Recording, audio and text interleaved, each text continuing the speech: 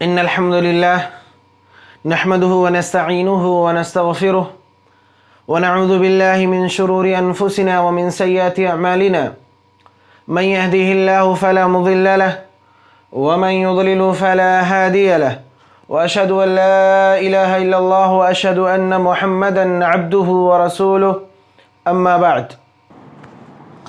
قال الله تبارك وتعالى في القرآن المجيد أعوذ بالله من الشيطان الرجيم بسم الله الرحمن الرحيم والفجر وليال عشر۔ محترم سامعین کرام، ایک سچے مومن کی زندگی اور اس کی زندگی کا ہر ایک لمحہ عبادت سے عبارت ہے۔ ایک سچا مومن اپنی زندگی کا کوئی بھی قدم یا اس کی زندگی کی کوئی بھی حرکت شریعت کے حکم کے بغیر نہیں ہوتی۔ ایک سچا مومن ہمیشہ اسی فکر میں رہتا ہے کہ وہ کس طرح اللہ رب العالمین سے اپنے رشتے کو مضبوط کرے۔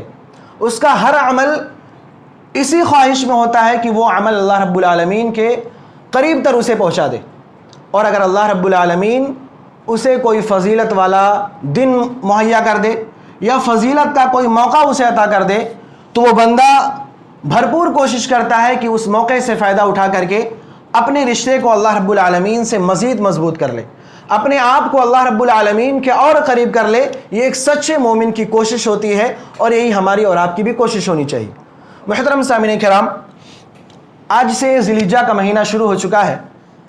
آج ذی الحجہ کی 1 تاریخ ہے، اور آج سے لے کر کے اگلے 10 دنوں تک، یعنی 1 تاریخ سے لے کر کے 10 ذی الحجہ تک کی یہ ایام نہایت ہی فضیلت والے دن ہیں، بہت ہی عظمت والے دن ہیں کہ اگر ہم اور آپ ان دنوں کا سے فائدہ اٹھا کر کے ان دنوں کے اندر ہم نے اور آپ نے اچھے اعمال کر لیے تو یقیناً یہ اعمال ہمیں اور آپ کو اللہ رب العالمین کے قریب تر کر دیں گے۔ ہمارا اور آپ کا رشتہ بھی اللہ رب العالمین سے مضبوط ہو جائے گا اگر ہم نے اور آپ نے ان دنوں سے فائدہ اٹھایا۔ ان دنوں کی کیا فضیلت ہے، کتنی فضیلت ہے، اس کا اندازہ ہم اور آپ اس بات سے لگا سکتے ہیں کہ اللہ رب العالمین نے ان دنوں کا تذکرہ قرآن مجید کے اندر کیا ہے، اور صرف تذکرہ ہی نہیں کیا بلکہ ان دنوں کی قسم کھائی۔ قسم کھا کر کے اللہ رب العالمین نے ان دنوں کا تذکرہ کیا۔ اللہ رب العالمین نے فرمایا والفجر ولیال عشر، قسم ہے فجر کے وقت کی اور 10 راتوں کی۔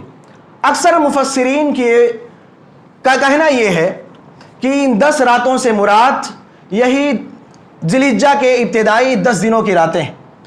اللہ رب العالمین نے جن 10 راتوں کی قسم کھائی ہے اس سے مراد یہی ذی الحجہ کے 10 راتیں ہیں، ابتدائی 10 دنوں کی راتیں۔ اسی طرح بعض مفسرین کہتے ہیں کہ جب اللہ رب العالمین نے موسیٰ علیہ السلام کو اور ان کی قوم بنی اسرائیل کو فرعون سے نجات دلائی، فرعون کے ظلم سے اللہ رب العالمین نے انہیں نجات دلائی، تو یہ ضرورت محسوس ہوئی کہ بنی اسرائیل کو کوئی کتاب دی جانی چاہیے، کوئی ہدایت نامہ انہیں دیا جانا چاہیے جس پر عمل کر کے وہ اپنی زندگی گزار سکیں۔ چنانچہ اللہ رب العالمین نے موسیٰ علیہ السلام کو 1 مہینے کے لیے 30 راتوں کی مدت کے لیے کوہ طور پر بلایا تاکہ اللہ رب العالمین انہیں وہ کتاب دے سکے، وہ ہدایت نامہ دے سکے جسے اللہ رب العالمین نے بنی اسرائیل کے لیے چنا تھا۔ لیکن پھر اللہ رب العالمین نے اس 30 راتوں میں 10 راتوں کا اور اضافہ کیا، جیسا کہ اللہ رب العالمین نے قرآن مجید کے اندر فرمایا وَوَعَدْنَا مُوسَىٰ 30 لَيْلَةً وَأَتْمَمْنَاهَا بِعَشْرٍ فَتَمَّ مِيقَاتُ رَبِّهِ 40 لَيْلَةً، کہ ہم نے موسیٰ سے 30 راتوں کا وعدہ کیا تھا اور پھر اس میں 10 راتوں کا مزید اضافہ کیا تو یہ 40 دن ہو گئے۔ بہت سارے مفسرین کا یہ کہنا ہے، جس میں ابن عمر یا مجاہد کے قول کے مطابق ان 10 راتوں سے مراد یہ جو 10 راتیں اللہ رب العالمین نے مزید اضافہ کیے تھے، یہ 10 راتیں یہی ذی الحجہ کی ابتدائی 10 راتیں تھیں۔ یعنی اللہ رب العالمین نے انہیں پہلے 1 مہینے کی مدت دی جو ذوالقعدہ کا مہینہ تھا، اور پھر اس میں 10 راتیں اور اللہ رب العالمین نے جوڑ دی، یعنی ذی الحجہ کی ابتدائی 10 راتیں۔ تو اللہ رب العالمین نے اس موقع پر بھی قرآن مجید کے اندر ان 10 راتوں کا تذکرہ کیا ہے، اور اس کے علاوہ بے شمار مواقع ہیں جہاں اللہ رب العالمین نے ان راتوں کا تذکرہ قرآن مجید کے اندر کیا ہے، جس سے ان دنوں کی فضیلت واضح ہوتی ہے، ان ایام کی فضیلت واضح ہوتی ہے۔ اسی طرح نبی اکرم صلی اللہ علیہ وسلم کی بھی ارشادات ان دنوں کے سلسلے میں موجود ہیں جن احادیث سے، جن نبی کریم صلی اللہ علیہ وسلم کے فرمودات سے ہم اور آپ ان دنوں کی فضیلت کو بخوبی سمجھ سکتے ہیں. ان کی فضیلتیں ہمارے اور آپ کے سامنے واضح ہو سکتی ہیں. حضرت جابر رضی اللہ تعالی عنہ بیان فرماتے ہیں کہ نبی کریم صلی اللہ علیہ وسلم نے فرمایا افضل الایام ایام العشر، کہ افضل ایام، دنیا کے اندر جتنے بھی دن ہیں ان میں سب سے بہتر اور سب سے افضل دن اگر کوئی ہو سکتا ہے تو یہ ذی الحجہ کے ابتدائی 10 دن ہے. یہ سب سے بہتر دن ہے. صحابہ کرام نے جب یہ سنا تو اللہ کے رسول صلی اللہ علیہ وسلم سے سوال کیا. اللہ کے رسول صلی اللہ علیہ وسلم ولا الجہاد فی سبیل اللہ، اللہ کے رسول صلی اللہ علیہ وسلم سے انہوں نے سوال کیا ولا مثلہن فی سبیل اللہ، کہ اللہ کے رسول صلی اللہ علیہ وسلم کیا اللہ کے راستے میں جہاد میں گزارے ہوئے دن بھی ان کے برابر نہیں ہو سکتے؟ اللہ کے رسول صلی اللہ علیہ وسلم نے فرمایا ولا مثلہن فی سبیل اللہ، کہ اللہ کے راستے میں جو جہاد کیا جاتا ہے، جہاد میں جو وقت گزارا گیا ہے، وہ دن بھی ان دنوں کے برابر نہیں ہو سکتا مقام و مرتبے کے اندر.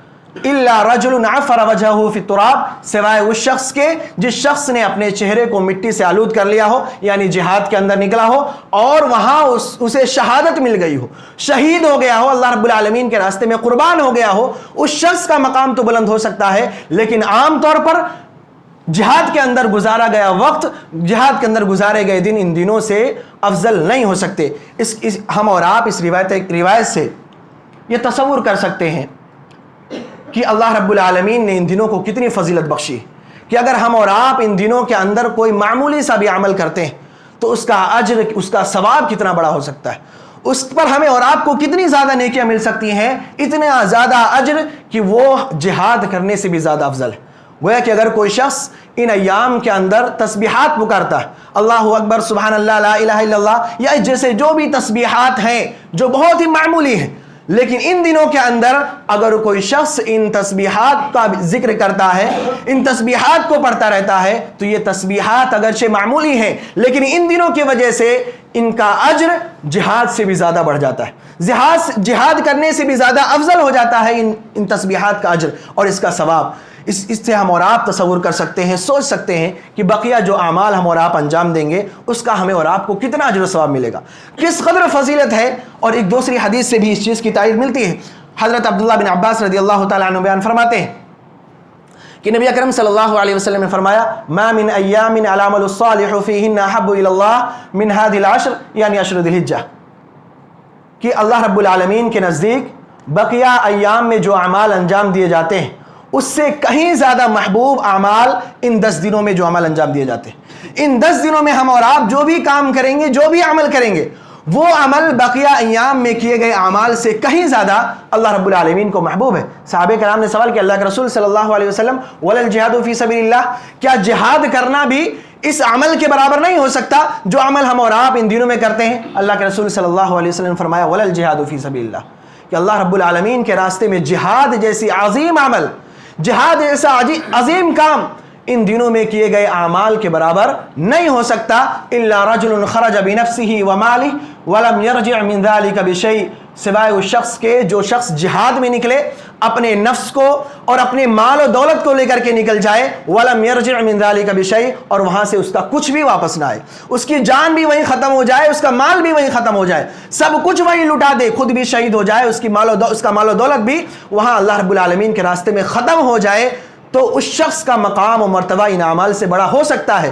لیکن وہ شخص جو جہاد کے لیے نکلا ہے اور جہاد کر کے صحیح سالم اپنے گھر لوٹ آتا ہے، تو اس کا یہ عمل بھی ان دنوں میں کیے گئے معمولی اعمال کے برابر نہیں ہو سکتا. حالانکہ اللہ کے رسول صلی اللہ علیہ وسلم سے یہ چیز بھی ثابت ہے الجہاد افضل الاعمال. اللہ کے رسول صلی اللہ علیہ وسلم سے مختلف موقع پر آپ سوال کیا گیا کہ اللہ کے رسول صلی اللہ علیہ وسلم سب سے افضل عمل کیا ہے؟ تو آپ صلی اللہ علیہ وسلم نے فرمایا کہ جہاد سب سے افضل عمل ہے. اس کے باوجود بھی آپ صلی اللہ علیہ وسلم فرما رہے جہاد سب سے افضل عمل ہے، یہ آپ نے فرمایا. اس کے باوجود بھی آپ صلی اللہ علیہ وسلم فرما رہے ہیں کہ ان دنوں میں کیے گئے اعمال جہاد سے بھی زیادہ افضل اور جہاد سے بھی زیادہ اجر و ثواب والے ہیں. ہم اور آپ اس سے اندازہ لگا سکتے ہیں کہ ان دنوں کے اندر کیے گئے ہمارے اعمال ہمارے حق میں کتنے بہتر ثابت ہو سکتے ہیں اور ہمارے اور آپ کے لیے کتنے کارآمد ثابت ہو سکتے ہیں. لہذا ہمیں اور آپ کو چاہیے کہ ہم اور آپ ان دنوں میں زیادہ سے زیادہ نیک اعمال کریں. اللہ کے رسول صلی اللہ علیہ وسلم نے ان دنوں میں نیک اعمال کی ہمیں اور آپ کو ترغیب دی ہے، لیکن یہاں ایک بات اور خیال کرنے کی ہے کہ نیک عمل کون سا ہو سکتا ہے؟ ہم اور آپ نیک عمل کسے کہیں گے؟ کیا ہمارا ہر عمل نیک عمل شمار کیا جائے گا؟ ہرگز نہیں. ہمارا وہ عمل نیک عمل شمار کیا جاتا ہے جس کے اندر دو شرطیں پائی جاتی ہوں. پہلی چیز یہ کہ ہمارا وہ عمل صرف اللہ رب العالمین کی خوشنودی کے لیے ہو، اس کی رضا کے لیے ہو. جو بھی کریں ہم اللہ رب العالمین کے لیے کریں، کسی کو دکھانے کے لیے، اپنا نام بڑھانے کے لیے یا کسی اور مقصد سے ہم وہ عمل انجام نہ دیں، اخلاص کے ساتھ اس کام کو انجام دیں. یہ سب سے پہلی شرط ہے. اور دوسری شرط یہ ہے کہ ہمارا وہ عمل اللہ کے رسول صلی اللہ علیہ وسلم کے سنت کے مطابق ہو، آپ کے طریقے کے مطابق ہو. کوئی بھی عمل ہم اور آپ کریں تو دیکھ لیں کہ اللہ کے رسول صلی اللہ علیہ وسلم نے اس کام کو کیسے انجام دیا ہے. یہ دو چیزیں اگر ہمارے عمل کے اندر موجود ہیں تو یقیناً ہمارا وہ عمل صالح ہوگا، نیک عمل ہوگا، اور اس کا اجر ہمیں اور آپ کو اتنا زیادہ ملے گا جس کا ہم اور آپ تصور نہیں کر سکتے. اسی طرح ان دنوں کی فضیلت کے سلسلے میں یہ بھی ہے کہ انہی 10 دنوں کے اندر 9 ذی الحجہ کا بھی دن آتا ہے جسے ہم اور آپ عرفہ کا دن کہتے ہیں. عرفہ کے دن کی اپنے اندر ہی بہت ساری فضیلتیں. اللہ کے رسول صلی اللہ علیہ وسلم نے عرفہ کے دن کی فضیلت کو بیان کرتے ہوئے فرمایا الحج عرفہ، کہ حج یہ عرفہ ہی ہے. یعنی حج کے اندر جتنے بھی ارکان ہیں، جو بھی اعمال انجام دیے جاتے ہیں، ان میں سب سے بڑا رکن، سب سے بڑا عمل یہ عرفہ کا دن ہے. عرفہ کے میدان میں جانا، وہاں وقوف کرنا، وہاں ٹھہرنا، وہاں جا کر کے دعائیں مانگنا، یہ سب سے اہم رکن ہے حج کا. اگر کوئی انسان حج کرنے جائے اور عرفہ کا جو رکن ہے، عرفہ کا جو وقوف ہے وہ نہیں پاتا ہے تو ایسے انسان کا حج نہیں ہوتا ہے، قابل قبول نہیں ہوتا ہے. لہذا اللہ کے رسول صلی اللہ علیہ وسلم فرمایا الحج عرفہ، عرفہ یہی حج ہے. گویا کہ اس سے عرفہ کے دن کی فضیلت کا پتہ چلتا ہے. اسی طرح عرفہ کے دن ہی اللہ رب العالمین نے ہمارے اور آپ کے اس دین کو، جس دین کے ہم اور آپ ماننے والے ہیں، اسی 9 ذی الحجہ کو عرفہ کے دن اللہ رب العالمین نے ہمارے اس دین کو مکمل کیا. اللہ رب العالمین نے قرآن مجید کے اندر فرمایا الیوم اکملت لکم دینکم واتممت علیکم نعمتی ورضیت لکم الاسلام دینا، کہ نبی کریم صلی اللہ علیہ وسلم، اے لوگوں، ہم نے تمہارے لیے تمہارے دین کو مکمل کر دیا اور تم پر اپنی نعمت کو تمام کر دیا. اللہ رب العالمین نے نبی کریم صلی اللہ علیہ وسلم کے ذریعہ یہ چیز لوگوں کے درمیان عام کر دی کہ اللہ رب العالمین نے اس دن، یعنی عرفہ کے دن، 9 ذی الحجہ کے دن، اللہ رب العالمین نے اس دین کو مکمل کیا. اسی طرح یہ عرفہ کا دن ہی ہے جس دن اللہ رب العالمین اپنے بندوں کے گناہوں کو سب سے زیادہ معاف کرتا ہے. سب سے زیادہ اپنے بندوں کو گناہوں کو معاف کرتا ہے، اور گناہوں کو معاف کرنے کے بعد اللہ رب العالمین سب سے زیادہ جس دن بندوں کو جہنم سے آزاد کرتا ہے وہ عرفہ کا دن ہی. اللہ رب العالمین اسی عرفہ کے دن سب سے زیادہ بندوں کے گناہوں کو بھی معاف کرتا ہے، اور اسی دن سب سے زیادہ بندوں کو جہنم سے بھی آزاد کرتا ہے. تو یہ چیزیں اپنے آپ میں عرفہ کے دن کی فضیلت کا باعث ہیں. اس سے ہمیں اور آپ کو عرفہ کے دن کی فضیلت کا پتہ چلتا ہے. اسی طرح ان 10 دنوں میں 10 ذی الحجہ کا دن بھی آتا ہے جسے یوم النحر کہا جاتا ہے، جس دن ہم اور آپ قربانیاں کرتے ہیں. اس دن حاجیوں کے لیے بہت سارے اعمال ہیں. حاجی جو حج کرنے جاتے ہیں بہت سے اعمال انجام دیتے ہیں، لیکن جو لوگ حج پر نہیں جا پاتے، اللہ رب العالمین نے جنہیں اس لائق نہیں بنایا کہ وہ حج کرنے جا سکے، وہ اس دن اللہ رب العالمین کے لیے قربانی کرتے. اللہ کے رسول صلی اللہ علیہ وسلم نے اس دن کی فضیلت کو بیان کرتے ہوئے فرمایا اعظم الایام عند اللہ یوم النحر ثم یوم القرص، کہ سال کے اندر جتنے بھی دن ہوتے ہیں ان دنوں میں سب سے عظیم دن، سب سے عظمت والا دن اگر کوئی ہے تو یوم النحر ہے، یعنی وہ 10 ذی الحجہ کا دن ہے جس دن ہم اور آپ قربانی کرتے ہیں. ثم یوم القرص، پھر اس کے بعد 11ویں تاریخ کا دن ہے. اللہ کے رسول صلی اللہ علیہ وسلم کی اس روایت کے اندر ہم اور آپ اندازہ لگا سکتے ہیں کہ یہ دن ایک حاجی کے لیے یا وہ شخص جو حج کرنے نہیں گیا اس کے لیے بھی، تمام کے تمام مسلمانوں کے لیے کتنی بڑی فضیلت کا دن ہے. تو یہ تمام چیزیں جو ان 10 دنوں کے اندر آتی ہیں، وہ تمام چیزیں ان 10 دنوں کی فضیلت کا باعث بنتی ہیں. علماء کرام نے اس بات کی بھی صراحت کی ہے کہ آخر یہ 10 دن جو ہیں ان کی اتنی فضیلتیں کیوں آئی ہیں؟ کیا وجہ ہے کہ ان دنوں کی اتنی اہمیت ہے، اتنی فضیلت ہے کہ اللہ کے رسول صلی اللہ علیہ وسلم نے ان دنوں میں کیے گئے اعمال کو جہاد سے بھی زیادہ افضل قرار دیا؟ علماء کرام صراحت کرتے ہوئے فرماتے ہیں کہ یہ اس وجہ سے ہے کہ انہی 10 دنوں کے اندر تمام بڑے بڑے اعمال جمع ہو جاتے ہیں. اسلام کے جو ارکان ہیں وہ بھی اور بہت سے بڑے اعمال ان 10 دنوں کے اندر جمع ہو جاتے ہیں. ان 10 دنوں کے اندر حجاج کرام حج کرنے جاتے ہیں تو تلبیہ پکارتے ہیں لبیک اللہم لبیک. اسی طرح جو حج کرنے نہیں گئے ہیں، گھروں پر موجود ہیں، وہ تکبیرات پکارتے ہیں، اللہ اکبر لا الہ الا اللہ واللہ اکبر وللہ الحمد. تو یہ تلبیہ اور یہ تکبیر دونوں کلمہ شہادت ہے. اس میں ہم اور آپ اللہ رب العالمین کی توحید کا اعلان کرتے ہیں، ہم اور آپ اس کے ذریعہ اللہ رب العالمین کی وحدانیت کا اعلان کرتے ہیں۔ تو یہ کلمہ توحید ہے جو تلبیہ کے اندر بھی اور تکبیر کے اندر بھی موجود ہے۔ حاجی اور غیر حاجی ہر ایک ان دنوں کے اندر اللہ رب العالمین کی توحید کا اعلان کرتا ہے، جو کہ ہمارے اور آپ کے اسلام کا پہلا رکن ہے۔ کلمہ شہادت جو پہلا رکن ہے اس کے اندر توحید کا تذکرہ ہے، اور اس تلبیہ اور تکبیر کے اندر بھی اسی چیز کا تذکرہ ہے۔ اسی طرح ان دنوں کے اندر نمازیں بھی جمع ہوتی ہیں۔ اللہ رب اگرچہ یہ حاجی جو حج کرنے جاتے ہیں وہ قصر کے ساتھ نماز پڑھتے ہیں، نمازوں کو جمع کر کے نماز پڑھتے ہیں، لیکن اتنے سارے کاموں کے باوجود انہیں نماز ترک کرنے کی، نماز چھوڑنے کی اجازت نہیں ہے۔ وہ نماز پڑھتے ہیں، لہذا ہمیں اور آپ کو بھی چاہیے کہ ہم اور آپ بھی نمازوں کا اہتمام کریں، نمازوں کی پابندی کریں، نمازوں میں ہم سے اور آپ سے کوتاہی نہ ہونے پائے۔ تو ان 10 دنوں کے اندر توحید کے ساتھ نماز بھی جمع ہو جاتی ہے۔ اسی طرح ان دنوں کے اندر روزہ بھی ہے۔ کچھ روزے ایسے ہیں جو فضیلت کی وجہ سے اجر و ثواب حاصل کرنے کے لیے ہم اور آپ رکھتے ہیں۔ نبی اکرم صلی اللہ علیہ وسلم کی سنت ہے کہ آپ صلی اللہ علیہ وسلم 1 ذی الحجہ سے لے کر کے 9 ذی الحجہ تک روزہ رکھا کرتے تھے۔ اسی طرح ان دنوں کے اندر عرفہ کا روزہ بھی موجود ہے جو اپنے آپ میں بڑی فضیلتیں رکھتا ہے، تو ان 10 دنوں کے اندر یہ روزہ بھی شامل ہو گیا۔ اسی طرح صدقات و خیرات بھی اس کے اندر موجود ہیں۔ ہم اور آپ اللہ رب العالمین کی خوشنودی کے لیے، اس کی رضا کے لیے قربانی کرتے ہیں، قربانی کا صدقہ پیش کرتے ہیں۔ خواہ حاجی ہوں غیر حاجی ہوں، ہر ایک اللہ رب العالمین کے راستے میں قربانی کا صدقہ پیش کرتا ہے۔ اسی طرح ان دنوں کے اندر حج بھی موجود ہے، حج کا فریضہ انہی دنوں کے اندر انجام دیا جاتا ہے۔ غرض یہ کہ جتنی بڑی عبادتیں ہیں، اسلام کے جو ارکان ہیں، وہ ارکان ان 10 دنوں کے اندر جمع ہو جاتے ہیں، اور انہی وجوہات کی بنا پر اللہ کے رسول صلی اللہ علیہ وسلم نے ان دنوں کی اتنی فضیلت بیان کی ہے۔ لہذا ہمیں اور آپ کو چاہیے کہ ہم اور آپ ان دنوں کی فضیلت کو، اس کی اہمیت کو سمجھیں، اور اہمیت کو سمجھنے کے ساتھ ساتھ اس پر عمل کرنے کی کوشش کریں۔ جتنے اعمال ہم سے اور آپ سے انجام دیے جا سکیں، جتنے عمل ہم اور آپ کر سکیں، بھرپور عمل کرنے کی کوشش کریں، تاکہ ہم اور آپ زیادہ سے زیادہ اجر و ثواب کمانے والے بن سکیں۔ ان ایام کے اندر ہم اور آپ کون سے عمل انجام دے سکتے ہیں، یا اللہ کے رسول صلی اللہ علیہ وسلم نے ہمیں اور آپ کو کن اعمال کی ترغیب دی ہے، کون سے اعمال ہمیں اور آپ کو کرنے چاہیے؟ سب سے پہلے، اگر اللہ رب العالمین نے ہمیں اور آپ کو استطاعت دی ہے، طاقت دی ہے، تو ہم اور آپ حج کے لیے روانہ ہو جائیں، حج کرنے جائیں، عمرہ کرنے جائیں۔ اگر اللہ رب العالمین نے ہمیں اور آپ کو طاقت دی ہے، قوت دی ہے، اللہ کے رسول صلی اللہ علیہ وسلم نے فرمایا الحج المبرور لیس لہ جزاء الا الجنہ، کہ حج مبرور کا بدلہ جنت ہے۔ اگر کوئی انسان حج کرنے جاتا ہے، نیکی کی امید کر کے جاتا ہے، حج کو اچھی طریقے سے انجام دیتا ہے، تو اس کا بدلہ اسے جنت ملے گا، اور جب وہ وہاں سے واپس آئے گا تو گناہوں سے پاک صاف ہو کر کے آئے گا۔ تو سب سے پہلی چیز کہ ہم اور آپ ان دنوں میں اگر استطاعت ہے تو حج کے لیے روانہ ہو جائیں، عمرے کے لیے روانہ ہو جائیں۔ اسی طرح ان دنوں کے اندر ہم اور آپ روزوں کا اہتمام کریں، نفلی روزوں کا اہتمام کریں۔ اللہ کے رسول صلی اللہ علیہ وسلم کا معمول تھا کہ آپ صلی اللہ علیہ وسلم ان دنوں میں روزہ رکھا کرتے تھے۔ 1 تاریخ سے لے کر کے 9 تاریخ تک آپ روزہ رکھا کرتے تھے، یہ امہات المومنین سے ثابت ہے۔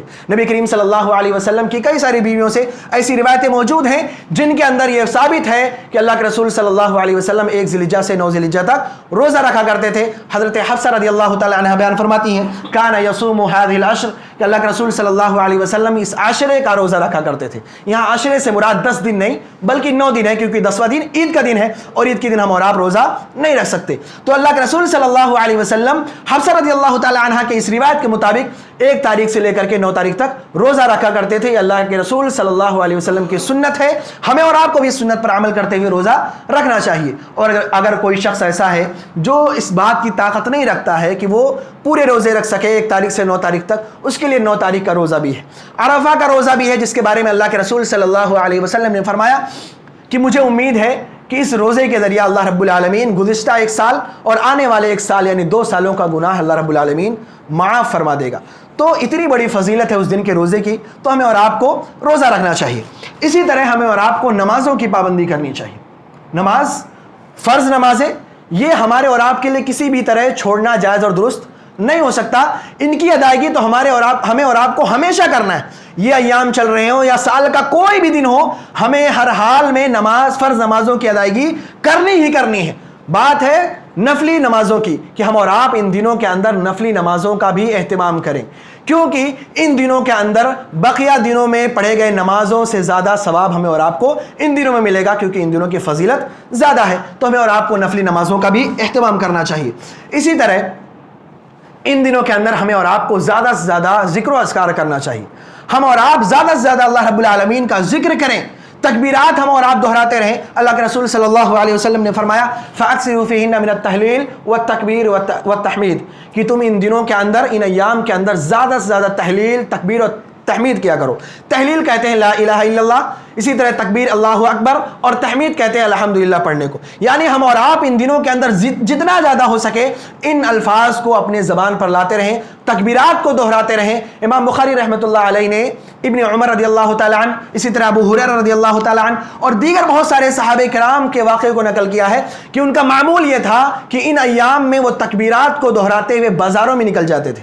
بازار میں بھی بلند آواز سے تکبیرات دہراتے تھے، اللہ اکبر لا الہ الا اللہ واللہ اکبر اللہ اکبر وللہ الحمد. یہ تکبیرات ہمیں اور آپ کو بھی ان ایام میں لگاتار دہراتے رہنا چاہیے. صحابہ کرام کا بھی معمول تھا، ہمیں اور آپ کو بھی اپنانا ہے. ہم اپنے گھروں کے اندر ہوں، بازار میں نکلے ہوئے ہوں، باہر ہوں، دکانوں میں ہوں، آفس میں ہوں، مسجد کے اندر نماز کے لیے آئے ہوں، کہیں بھی ہم اور آپ ہوں، یہ تکبیرات ہمارے اور آپ کے زبان پر ہمیشہ ہونی چاہیے. یہ اللہ کے رسول صلی اللہ علیہ وسلم اور صحابہ کرام کا طریقہ ہے، ہمیں اور آپ کو بھی اسے اپنانا چاہیے. اسی طرح ان ایام میں ہم اور آپ صدقات و خیرات کا بھی خیال رکھیں. ہم اور آپ ان دنوں کے اندر نفلی صدقات و خیرات کیا کریں. اس کے بے شمار طریقے ہو سکتے ہیں. ہمارے معاشرے میں ایسے بہت سے لوگ ہوں گے، عید قریب آ رہی ہے، ان کے پاس پہننے کے لیے کپڑا نہیں ہوگا. ہم اور آپ وہ چیز ان کے لیے مہیا کر دیں. کتنے ایسے غریب ہمارے معاشرے میں موجود ہوں گے جن کے پاس قربانی کا جانور موجود نہیں، ہم اور آپ اس چیز میں ان کی مدد کر سکتے ہیں. کتنے ایسے گھرانے موجود ہیں جن کے پاس کھانے کے لیے کچھ نہیں ہے، ہم اور آپ اب اس صدقات و خیرات کے ذریعہ ان کے پاس راشن مہیا کرا سکتے ہیں. اور بے شمار طریقے ہیں. ہم اور آپ صدقات و خیرات میں کسی بھی طرح پیچھے نہ رہیں، بڑھ چڑھ کر کے حصہ لیں. ہم اور آپ مانگنے کا انتظار نہ کریں. آج ہمارے معاشرے کے اندر بڑی عجیب سی چیز ہے کہ ہم یہ سوچتے ہیں کہ سامنے سے کوئی مانگنے آئے گا تب ہم اسے کچھ دیں گے. ہمارے یہاں کا یہ ماحول ہے کہ جب تک کسی سے کچھ مانگا نہ جائے وہ دینے کے لیے تیار نہیں ہوتا. ہم اور آپ صدقات و خیرات بھی تب کرتے ہیں جب کوئی سامنے سے مانگنے آتا ہے. یہ رویہ ہمارا اور آپ کا ٹھیک نہیں ہے، کیونکہ اگرچہ سامنے والے کو ضرورت ہے، وہ حاجت مند ہے، وہ آپ کے سامنے ہاتھ پھیلا رہا ہے، لیکن آپ بھی نیکیوں کے حاجت مند ہیں، آپ کو بھی نیکیوں کی ضرورت ہے، تو آپ آگے بڑھ چڑھ کر کے حصہ لیں. آپ خود دوسروں کے درمیان صدقات و خیرات بانٹیں. کسی کے مانگنے کا انتظار نہ کریں، کیونکہ یہ اجر و ثواب ہم اور آپ جب کچھ دیں گے کسی کو، اس کا اجر و ثواب ہمیں ہی ملنا ہے، کسی اور کو نہیں ملنا. تو ہمیں اور آپ کو چاہیے کہ ہم اور آپ صدقات و خیرات میں بڑھ چڑھ کر کے حصہ لیں. اسی طرح ان ایام کے اندر ہم اور آپ زیادہ سے زیادہ توبہ استغفار کریں، کیونکہ توبہ استغفار وہ چیز ہے جو ہمارے گناہوں کو بھی معاف کراتی ہے، ہمارے مال اور اولاد کے اندر بھی اضافہ کراتی ہے. تو ہمیں اور آپ کو چاہیے کہ ہم اور آپ ان دنوں کے اندر زیادہ سے زیادہ استغفار کریں. یتیموں کا خیال کریں، جن کے اوپر سے ماں باپ کا سایہ اٹھ چکا ہے، ضرورت مند ہیں، حاجت مند ہیں، ان کا خیال کریں. غریبوں مسکینوں کا خیال کریں. اور بے شمار جو نیکیاں ہم اور آپ جانتے ہیں جو ہم اور آپ کر سکتے ہیں، ان اعمال کو ہم اور آپ ضرور ان دنوں کے اندر کرنے کی کوشش کریں، کیونکہ ان دنوں کے اندر اگر ہم اور آپ ان اعمال کو انجام دیتے ہیں تو اس کا ثواب ہمیں بقیہ دنوں کے مقابلے میں زیادہ ملے گا. تو ہمیں اور آپ کو کوشش کرنی ہے کہ جتنا زیادہ ہو سکے ان دنوں کے اندر ہم اور آپ اللہ رب العالمین سے دعائیں مانگیں، اس کی عبادت کریں، ذکر و اذکار میں لگے رہیں، دوسروں کی مدد کرنے کی کوشش کریں، قرآن مجید کی تلاوت کریں، یا جو بھی اعمال ہیں ہم اور آپ ان تمام اعمال کو انجام دینے کی کوشش کریں. اور یہاں ایک بات اور خیال کرنے کی ہے کہ ہم اور آپ ان دنوں کے اندر خصوصی طور پر گناہوں سے اپنے آپ کو بچا کر کے رکھیں. بقیہ ایام میں تو ہمیں اور آپ کو گناہوں سے بچنا ہے، لیکن ان دنوں میں خصوصی طور پر ہم اور آپ اپنے آپ کو گناہوں سے بچا کر کے رکھیں. کیوں؟ کیونکہ جس طرح ان ایام میں کسی عمل کا اجر اور اس کا ثواب بڑھ جاتا ہے، ایسے ہی ان دنوں میں کیے گئے گناہوں کا گناہ بھی زیادہ بڑھ جاتا ہے. ان دنوں میں اگر ہم اور آپ کوئی برائی کرتے ہیں، کوئی غلط کام کرتے ہیں، تو اس کا گناہ بھی ہمیں اور آپ کو زیادہ ملے گا. لہٰذا ہمیں اور آپ کو چاہیے کہ ہم اور آپ ان دنوں میں جہاں نیک اعمال کریں، وہیں ہم اور آپ اپنے آپ کو گناہوں سے بچا کر کے رکھیں. ضرورت اس بات کی ہے کہ ہم اور آپ ان چیزوں کو سمجھیں. جو چیزیں بھی آپ کے سامنے بیان کی گئیں انہیں سمجھنے کی کوشش کریں، اور سمجھنے کے بعد ان پر عمل کرنے کی کوشش کریں. اللہ رب العالمین ہم تمام مسلمانوں کو عشر ذی الحجہ کی فضیلت کو سمجھنے اور اس میں زیادہ سے زیادہ اعمال کو انجام دینے کی توفیق عطا فرمائے. اللہ رب العالمین ہم تمام مسلمانوں کو تمام طرح کی برائیوں سے، تمام طرح کی خطاؤں سے محفوظ رکھے. اللہ رب العالمین جو ہمیں بیمار ہیں انہیں صحت یابی عطا فرما. اللہ رب العالمین جو ہمیں قرض دار ہیں ان کے قرض کی ادائیگی کا ذریعہ بنا. اللہ رب العالمین جب تک ہمیں اس دنیا کے اندر زندہ رکھ، ایمان پر رکھ، اسلام پر رکھ، اور جب ہمارا خاتمہ ہو تو ایمان پر ہو. آمین. تقبل رب العالمین.